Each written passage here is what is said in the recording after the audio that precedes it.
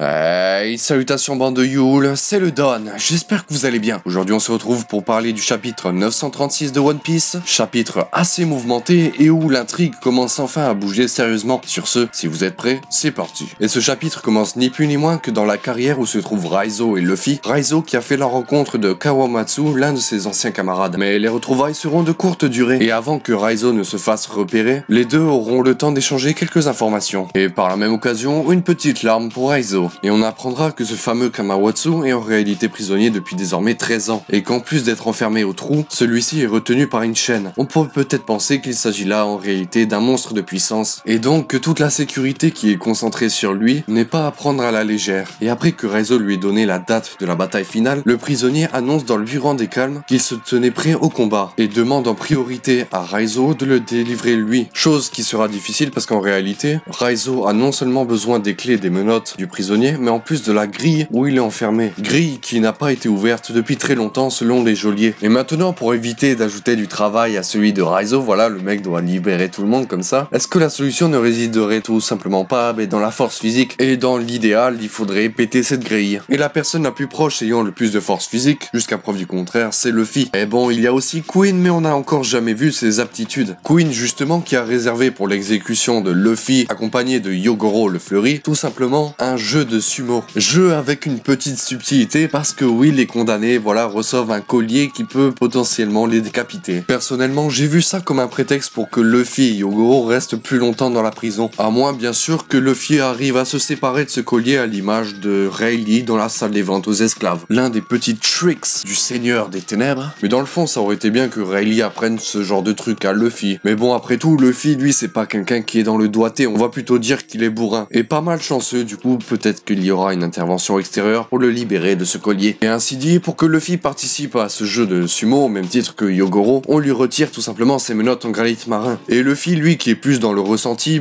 après ce geste, considérera, voilà, Queen comme quelqu'un de bien. Et comme ce dernier ne fait absolument pas attention à la menace qui pèse par rapport à, voilà, au collier, voilà, Queen se retrouve un peu comme un con. Et du coup, on peine à légitimer ces 1,320 milliard. Et en parlant de con, on a aussi Raizo, voilà, qui s'était démené pour récupérer une fameuse clé en espérant qu'elle puisse libérer Luffy et se rend compte que non, ce n'était pas la bonne clé. Et à partir de là, on peut déjà tirer des déductions. La clé en elle-même était sacrément bien gardée. En plus d'être dans la tour d'observation, celle-ci était dans un immense coffre-fort. Il pourrait très bien s'agir là d'un leurre, mais a priori, il est possible que cette clé justement serve à aider Kawamatsu. On pourrait très bien penser que la sécurité qu'il y a autour de cette clé est à l'image tout simplement de la sécurité qui a été établie autour de Kawamatsu. Les geôliers ont bien dit que Kawamatsu était dans une cellule qu'il n'ouvrait jamais. Et quand tu mets une clé dans un coffre-fort, c'est que tu veux limiter au maximum les interactions. Ou alors, dernière possibilité, cette clé est réservée à quelque chose de bien plus redoutable, mais que nous ne connaissons pas. Dans tous les cas, si Kawamatsu a reçu un traitement particulier par rapport aux autres prisonniers, c'est que le mec doit représenter un certain danger. Et en parlant de danger, il ne faut pas oublier que Big Mom est actuellement en train d'avancer vers la région de Udon, où se trouve la carrière. Mais petit problème, ou plutôt très gros problème, c'est que si Big Mom est découverte, les informations risquent de monter très rapidement jusqu'à Kaido. Mais étant donné qu'il y a déjà une calamité sur place, si cette dernière se retrouve débordée, il se peut que Kaido lui-même intervienne. Et si Kaido intervient, on peut s'attendre à ce que tous les plans préconçus, voilà, par rapport à la prison, tous les éléments qui pouvaient déterminer ce qui va peut-être se passer par la suite,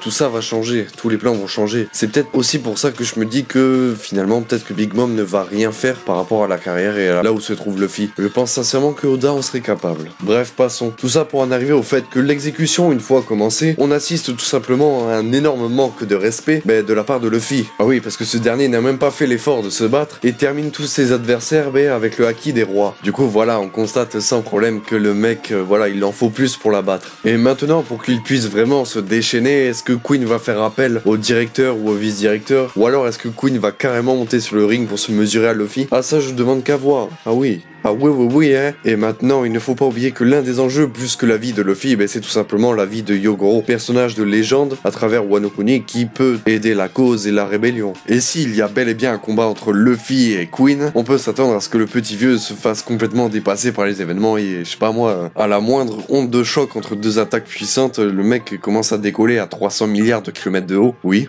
c'est possible. Mais du coup, dans ce cas-là, le mec est mort s'il tombe du ring. Et du coup, c'est pas bueno du tout en fait. C'est vraiment tendu. Tellement tendu qu'il faudrait absolument que Big Mom intervienne maintenant en fait. Du coup, j'attends de voir moi. Le suspense est à son comble. Pour ce qui est des enjeux autour de ce personnage, j'en ai parlé dans ma dernière vidéo. Et voilà, il y avait pas mal de choses à dire et même le chapitre précédent était principalement centré sur lui. D'ailleurs, petite dédicace à toutes les personnes qui se sont abonnées récemment. Et il est fort probable que l'on dépasse les 1000 abonnés après cette vidéo. Alors il est possible, probablement, que je fasse une vidéo à l'occasion. Une FAQ peut-être, on verra au feeling. Et en parlant de feeling, la température va très vite monter. Et oui, t'as vu la petite transition parce qu'on arrive au bain public dans la capitale des fleurs. Là où se situe Nami, Robin, Shinobu la ninja, mais aussi Sanji avec son dispositif du gamma qui lui permet de se rendre invisible, ce petit malin, qui grâce à sa présence permettra aux filles de tout simplement s'extrader du bain public qui va se faire investir par les hommes de Kaido qui sont à la recherche tout simplement des hommes et des femmes qui ont un tatouage de lune renversé sur la jambe et donc voilà tous ceux qui sont sensibilisés avec la rébellion qui approche. Mais bon à vrai dire les filles elles aussi elles ont pas été très malines parce que aller dans les bains publics quelques temps avant cette fameuse bataille c'est un peu bête quand même et c'est même complètement débile à la limite du caprice. Heureusement que Sanji était là quand même mais c'est douteux quand même. C'est quoi le message au final? Soyez de gros pervers, vous allez peut-être sauver des amis. C'est ça le message que tu essaies de transmettre, Eiichiro Oda. Alors s'il arrive à nous justifier ça en mode oui Robin elle mettait ses oreilles partout, du coup elle écoutait ce qui se disait voilà dans les bains publics, parce que finalement c'est l'endroit idéal pour savoir tout ce qui se dit, voilà, avoir toutes les infos, toutes les rumeurs qui circulent voilà dans la capitale des fleurs et même dans tout Wano Kuni. Mais là que nenni, pas de justification si ce n'est de dire comme je disais dans ma précédente vidéo, il fallait que les personnages voilà se mettent à nu mais dans les deux sens du terme pour qu'ils puissent offrir leur sincérité, dire ce qu'ils ont sur le cœur et notamment Shinobu la ninja par rapport à Yogoro le fleuri, et on a eu suffisamment de développement pour comprendre assez vite que le personnage est important pour la rébellion et donc construire une sous-intrigue mais surtout construire un enjeu autour de ce personnage qui dans ce chapitre est un peu dans la merde on va le dire. Et cette scène aussi a servi à voilà montrer l'un des points que tout le monde a retenu, tout simplement Nami a eu l'occasion de nous montrer son boule mais aussi ses gros 1 sa mère qui ont permis de créer un événement inattendu et qui a mis en PLS absolument tout le monde. Et quoi de mieux pour s'extrader à ce moment précis. Et Sanji a aussi goûté à la PLS. D'une part parce qu'il n'a pas assumé de voir voilà Nami à poil, mais aussi parce qu'il s'est fait découvrir en tant que Steels Black. Et à mon avis, il faudra pas très longtemps avant que Hawkins et X-Drake qui étaient présents, mais justement qui étaient à sa recherche, pour faire le lien avec Sanji. Sanji qui voilà porte désormais le nom Vinsmoke sur son avis de recherche. Et du coup par la même occasion, on a appris que Hawkins et X-Drake étaient originaires de North Blue, mer où résidait le royaume du Germa Double Six. Donc si les deux n'arrivent pas à faire le lien entre Sanji et les Vinsmoke, soit ils sont un peu bêtes, ou soit ils n'ont tout simplement pas accès aux avis de recherche qui ont changé, sous prétexte parce qu'ils sont à Wano Kuni, pays reculé, etc.,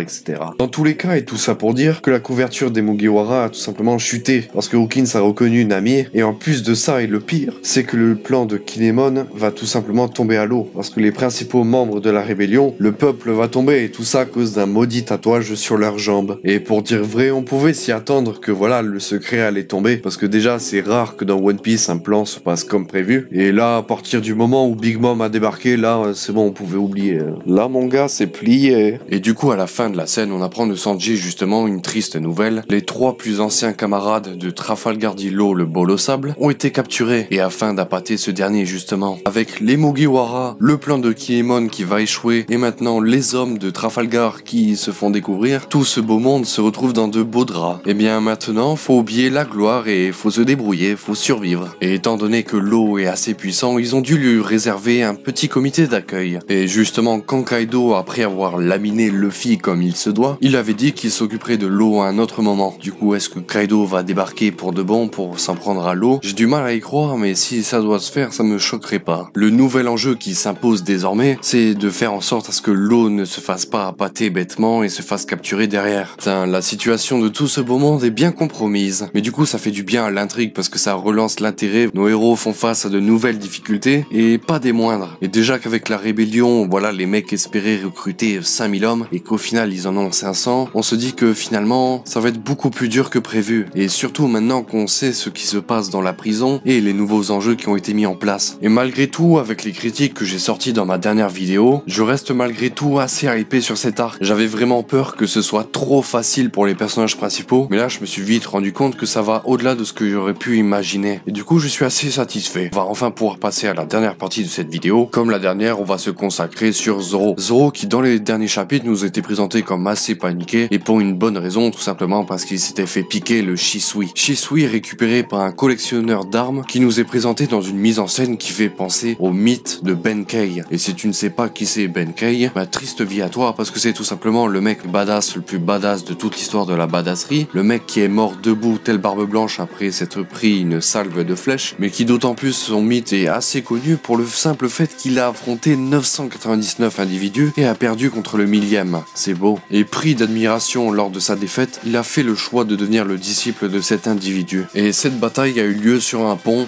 qui est représenté ici par Oda, voilà, du coup on peut très vite penser qu'il s'agit bel et bien d'une référence. Et on apprend de ce drôle de bonhomme que le Shisui a été ramené jusqu'à la sépulture consacrée à Ryuma, le véritable propriétaire du Shisui. Et à vrai dire, on ne sait pas comment Zoro pense véritablement, voilà, de la légitimité de ce geste humble, mais notre cactus ambulant national semble s'intéresser beaucoup plus aux armes que l'individu porte sur son dos, parce que oui, armer la rébellion, c'était aussi l'un des principaux enjeux. Voilà, Zoro a beau partir en freestyle et se balader un peu partout, il reste malgré tout concentré sur la rébellion. Et en lisant mon chapitre, la question que je me suis posée, est si le Kietetsu, donc le sabre qui a été donné à Luffy, que Luffy a perdu après sa défaite contre Kaido, se pourrait-il que cet individu ait réussi à le récupérer par un moyen magique? Mais à vrai dire, cette hypothèse n'a pas grand intérêt, parce que le véritable événement qu'il faut souligner, c'est que après 600 chapitres plus tard, Zoro arrive enfin à proximité de la sépulture de Ryuma. Et cet événement pourrait correspondre avec toutes les théories qui ont été faites par rapport à la page couleur que Oda a fait et qui était au centre, voilà, de bon nombre de vidéos. Théorie qui soulignait qu'au chapitre 944, un événement concernant Zoro allait arriver. Personnellement, j'avais pas envie de croire à ce genre de théorie. Moi, je suis du genre, voilà, à me concentrer sur ce qui est dit à l'intérieur du manga. Mais après coup, c'est pas plus mal parce qu'on aura enfin la preuve que les pages couleurs présentées par Oda ont véritablement un intérêt. Et du coup, moi, je pense sincèrement que Zoro, face à la tombe de Ryuma, personnage que Zoro a bel et bien dit, voilà, qu'il aurait bien aimé le rencontrer de son vivant, cet événement constituerait tout simplement une étape importante pour le personnage de Zoro. Et si en plus on apprend que voilà, le mec a des origines par rapport à Wano Kuni, ou les îles, voilà, qui ont un intérêt particulier par rapport, voilà, à la culture japonaise, ça pourrait être assez grandiose. Mais Zoro, avec son comportement, je l'ai toujours plus ou moins assimilé à celui d'un yakuza. Lors de la célèbre scène où Zoro, voilà, dit à l'équipage qu'ils ne pourront pas accepter Usopp à moins qu'il ne présente ses excuses, cette manière de glorifier le groupe, alors que personne dans l'équipage ne l'avait fait avant, c'est un comportement bien yakuza, bien solennel. Mais bien sûr, pour les biens de la cohérence, on peut pas dire qu'en tant que tel c'est un yakuza, mais peut-être qu'il a été influencé par ce milieu. Et ce, bien avant d'être entraîné par Koshiro sur la mer d'East Blue. Voilà, du coup je pense que je vais m'arrêter ici. N'hésitez pas à me donner votre avis sur ce chapitre. Moi pour le coup j'ai été agréablement surpris. Voilà, malgré la surcharge d'informations, voilà, à l'image des derniers chapitres, j'ai été surpris par les nombreux enjeux, voilà, qui ont été évoqués, et surtout par les difficultés qui ont été apportées. Voilà, on se retrouve face à un bon gros suspense comme on aime. Allez, sur ce, n'hésite pas à mettre un pouce bleu, à t'abonner si ce n'est pas déjà fait. On se retrouve très bientôt pour soit une théorie, soit pour une review de chapitre. Sur ce, c'était le Don pour vous servir.